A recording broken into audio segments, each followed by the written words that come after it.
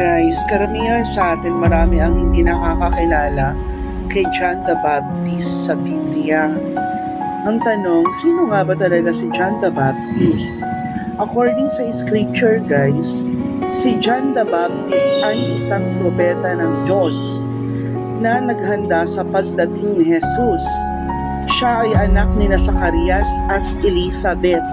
At si John the Baptist din guys ay isang tagapangaral sa pagsisisi at tagabautismo sa ilog ng Jordan. Si John the Baptist din po ay kamag-anak ni Jesus.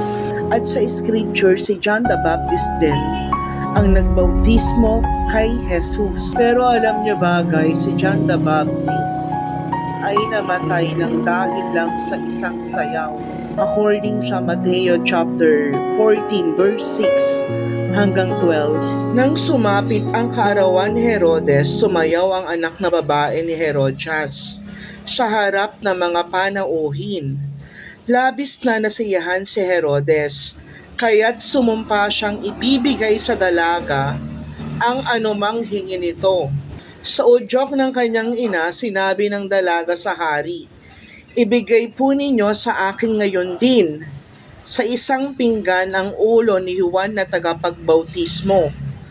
Nalungkot ang hari, ngunit dahil sa kanyang pangakong narinig, ang mga panauhin, iniutos niya na ibigay sa dalaga ang hinihingi nito.